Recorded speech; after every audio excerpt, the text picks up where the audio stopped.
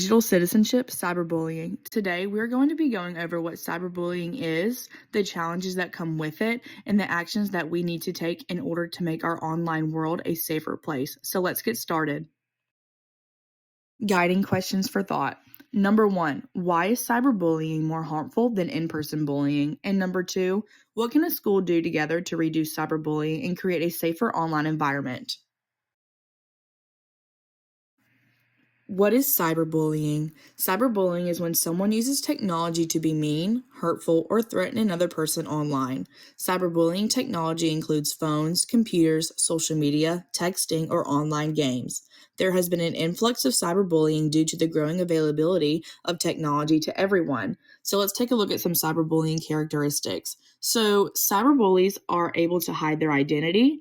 Cyberbullies are harder to escape, and it is permanent. It can happen anywhere at any time, and it is presented in front of a large audience. And cyberbullying spreads quickly.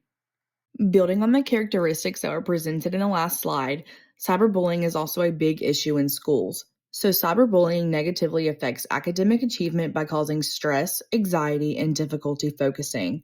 Students who are bullied online may avoid school, lose motivation, and see their grades drop because they feel unsafe or overwhelmed. Cyberbullying destroys a classroom environment, ultimately destroying the main goal, which is student achievement. Now, let's take a closer look at some challenges that might come with cyberbullying. The first challenge that we're presenting is that cyberbullying follows students outside of school. Online harassment happens around the clock, continues on multiple devices, and reaches students in their homes and personal spaces. Because the bullying does not end when the school day ends, students can often feel that they have no safe place to escape from harassment. This constant pressure contributes to anxiety, emotional burnout, and avoiding school in order to avoid further bullying. To expand on that first point, that cyberbullying knows no geographical boundaries and can happen at any time, it can be very difficult for parents to monitor their child's behavior on the internet, specifically when it comes to, especially if you have like school devices and stuff like that. Oftentimes, the students know how to kind of hide these things from their parents. So it can be difficult for parents to exactly track what their kids are doing and what is going on outside of that. And the constant just interference and presence of devices, whether it be a Chromebook or a smartphone, can lead to unease in a child's own home. And that could just simply be from not wanting to be on the device whenever they can be, in fear of someone popping up and bullying them there. And because of this, it makes finding a safe space at a young age very difficult, especially when you think of digital content being shared almost immediately and it can spread like wildfire. It is everywhere. People can share it and you don't even know who has it at a certain point. And that inevitably makes the digital footprint very difficult to eliminate since it's very unsure how many people have this shared information or whether it's a picture or more personal stuff like your address or full or birth certificate, something like that. Something that shouldn't be shared online. It can be very difficult to track all of that down. And even on the internet, it will be stored somewhere, like in a cloud or something. So it's near impossible to eliminate that. The second challenge is anonymity. Anonymity. When people can hide behind anonymous usernames or multiple accounts, they're more likely to act aggressively because they feel less accountable. This anonymity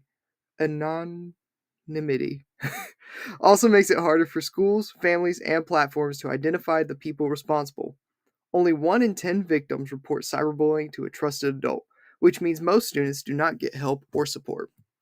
To build on this anonymity tends to embolden behaviors both harmful and benign. This is what a lot of people or experts refer to as the disinhibition effect, in which people can feel less restrained and express themselves more openly on the internet. Now, like I said, this can be oftentimes it can be benign, which is like reveal emotions, fears, wishes to strangers on the internet. And oftentimes that can just kind of create a safe space for someone seeking that kind of outlet to release these emotions. And it also allows young people to find these safe spaces online if they don't have that in the real world. But this could also lead to just unusual acts of kindness and generosity. Like I said, it could be that safe space where people could give advice or give more monetary things or just that kind of comfort. Now, with this comes also toxic behavior, harmful behavior, which is your classic rude language, harsh criticism, hatred, threats, and etc. But this can also lead to internet underworld exploration, which kind of things like dark web or pornography, stuff like that, stuff that young students shouldn't be involved in. And this could lead to or could stem from bad influences on the internet from strangers or people that kids may know, but under different accounts, different names, which also builds on bandwagoning because once one person does this or once one person leads one student astray, they will begin to lead more and more astray, leading to a bandwagon effect. Right, and then we have a video accompanying that. Bullying involves an imbalance of power and the intent to cause harm. Bullying can be physical, verbal, or even virtual, such as cyberbullying online. In the 21st century, cyberbullies can reach your child anywhere at any time. Talk to your child about it, because they can be careless and vulnerable when they're online. They can also unintentionally hurt others, because they lack the feedback they get in the real world and can't see the pain they're causing. Be aware when your child is going online. Install parental monitoring software on their devices and tell them that you're doing so. And keep lines of communication open. If your child knows you're receptive, they are more likely to report cyberbullying behavior. If they do tell you about cyberbullying, respond calmly. Don't explode or overreact. Tell them not to respond because the internet lasts forever. Meanwhile, document the behavior by saving posts, taking screenshots, and recording screen names. And be ready to block any users who are cyberbullying.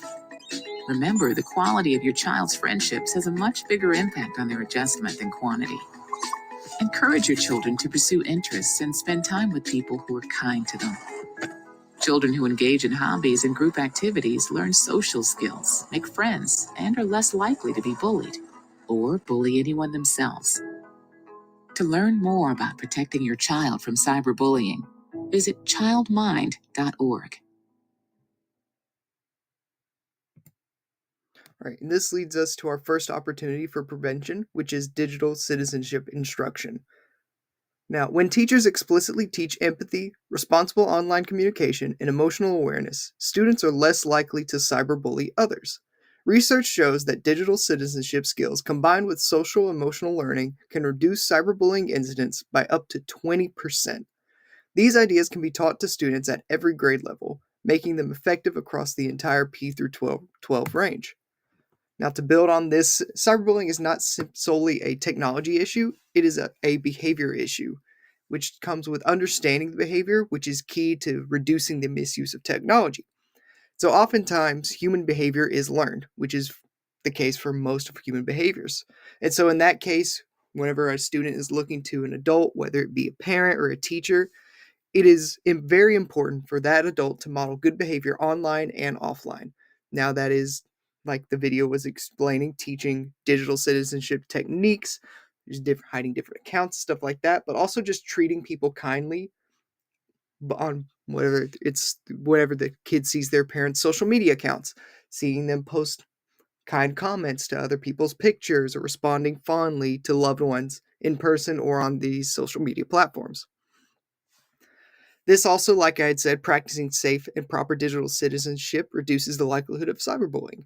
And so, like that video was kind of a showcasing, using secure passwords to keep accounts private, like don't engage with messages or posts that are harmful to others, because, like previously, I had said, this could lead to a bandwagon effect where more and more people pile on, creating just a cycle of harm and toxicity. And it is very important whenever these issues do kind of come across to report this behavior whenever it is possible. Right, the second opportunity involves using technology as a part of the solution. Many learning management platforms now include reporting tools that make it easier for students to alert trusted adults when something harmful is happening online.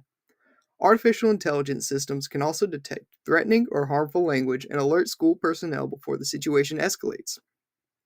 When technology is combined with communication between students, families, and schools, cyberbullying prevention becomes more effective. We have another video to go along with it.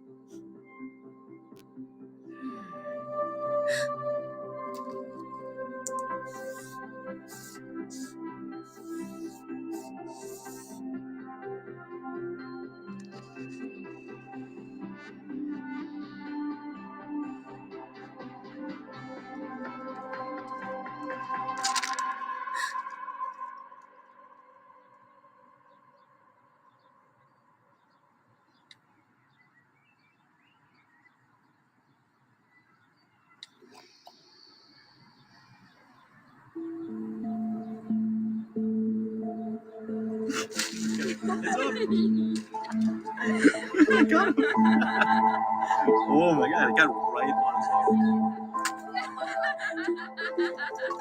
It's so pathetic.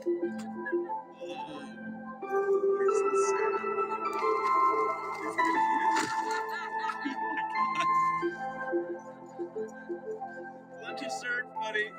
I appreciate you bringing this to my attention, Raquel. Noah has a, well, history of incidents. Why do the quiet ones always get picked on? We take bullying very seriously. We can't police the internet, of course, but I'll make a report of it.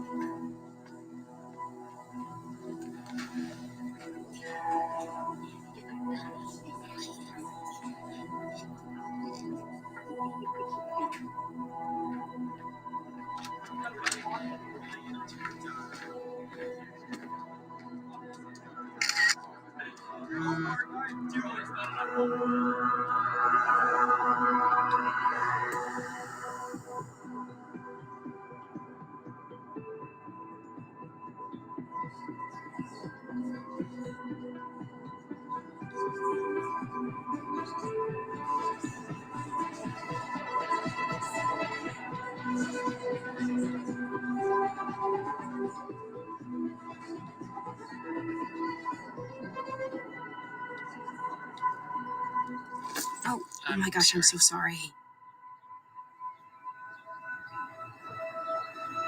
Hey, are you okay?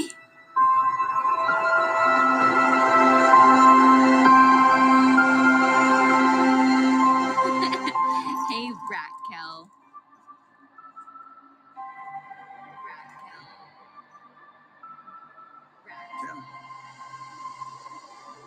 Kel, you're kind of quiet.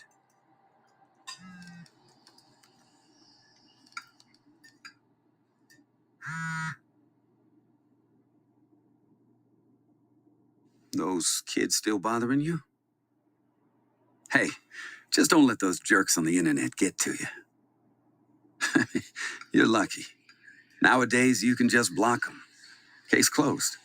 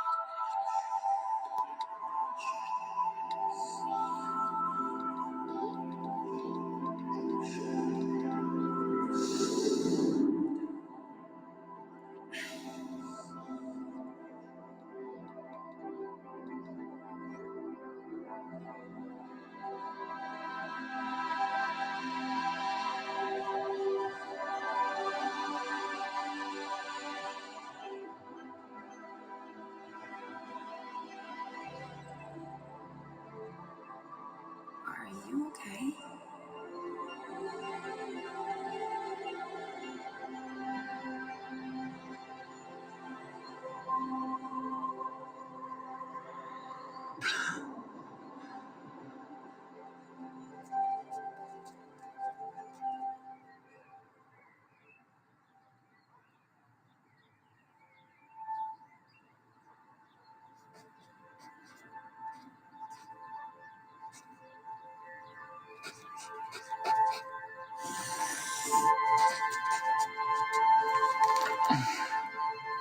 Hey.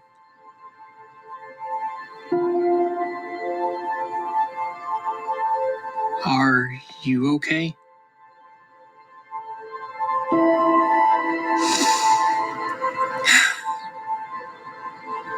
Man, this sucks.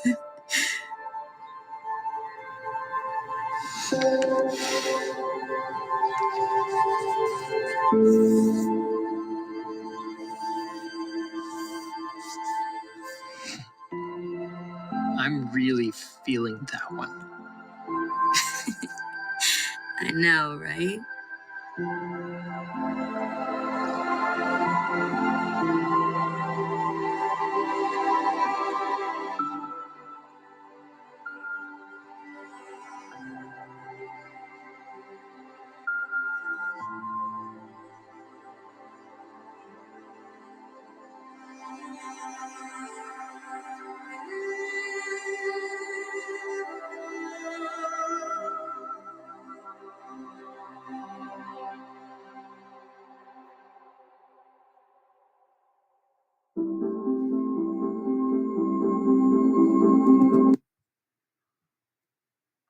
All right, to finish up, this presentation is supported by research from the International Journal of Eating Disorders, the Journal of Global Information Management, the International Journal of Advanced Computer Science and Applications, DoSomething.org, and media resources from the Child Mind Institute and the Sinatra Children's Center Foundation. These sources reinforce the challenges students currently face online and the strategies that educators can use to create safer digital school communities.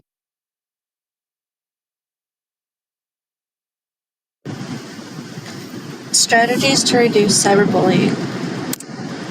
Cyberbullying can happen through social media, texting, DMs, or gaming chats. It can spread quickly when students share screenshots or messages. Most cyberbullying happens outside of school. Therefore, adults are not always able to see it. Ultimately, cyberbullying affects students during the day through stress, behavior changes, and friendships. Many students don't report it because they feel scared or embarrassed. Teaching healthy online communication. Our first strategy helps students understand how their messages affect others. It teaches respectful communication and helps reduce drama. It also encourages students to think before they post. Schools often use programs such as Google's Be Internet Also, which is a cyberbullying prevention program. Why this strategy works. This strategy works because students learn how serious online messages can feel. It builds empathy and reduces impulsive posting. This strategy also prevents misunderstandings and encourages kinder communication. Overall, it helps create more supportive online spaces. The second strategy is anonymous reporting. This lets students report bullying privately and safely. Anonymous reporting takes away the pressure of being identified. It also gives schools real information, like screenshots or messages, so they can respond faster. Examples include the Stop It app and the Say Something program. This strategy helps because it gives students a safe way to ask for help. It allows adults to see what really happened online. It stops situations before they get worse and helps students feel supported. Students need safe tools like this to reduce online bullying. References.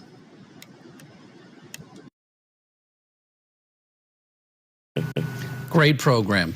Cyberbullying is a national problem. More than 1 in 3 high school-age children report they've been a victim of cyberbullying in the past year. News Channel 3 reporter Kelsey Gerkins joins us live in studio. And Kelsey, schools are trying to change that. Yeah, that's right, CJ. Today, San Marcos High School held an assembly about cyberbullying. School leaders hope the 2-hour-long forum will show the students the consequences of cyberbullying and how what they post online can not only hurt someone else, but themselves as well. It's very detrimental to our young folks and something that is a serious problem. Hundreds of San Marcos High School students are learning about the potential consequences of cyberbullying. I thought it really showed what our community is doing to support anti-cyberbullying. It's very good that they're trying to educate people not to cyberbully, because, when you do that, there's like consequences that happen. People end up in jail, and some people commit suicide. The Anti-Cyberbullying Assembly featured several speakers. Approximately 35% of California students were cyberbullied. To address these challenges and make sure that you feel safe. The speakers taught the kids about how hurtful what they say online can be to others. How is that behavior affecting the people who are the subjects of it? I think we have to recognize that this is very hurtful behavior and very destructive behavior. They also told the kids that what they post online could land them behind bars. If someone is cyberbullied to the point where they take their own life, the people that do the cyberbullying can be held liable. You can ask for conflict to be resolved on your own. It was really informative about things that you can do if you know it's happening or if it's happening to someone else, and how to report it to. Telling teachers, telling administrators, saying to others who are doing it, this is not okay behavior. It's got to stop, or we're going to report it, or they do report it. Another reminder given to the teenagers, what they put online can follow them when they go to find a job or apply to get into college. Okay, some good tips there. And it's just so devastating when you hear some of these stories, though. So glad that this is going out into the schools like that. Yeah, most certainly. It was a great assembly. Yeah. After watching this video, you should know that cyberbullying is important to stand against because it harms students' emotional well-being, confidence, and academic success. When schools take it seriously, students feel safer and more supported. Digital citizens can take action by teaching digital responsibility, encouraging students to speak up, creating clear reporting systems, and building a school culture that promotes kindness and respect. Together, we can make online spaces safer for everyone. Thank you so much for watching.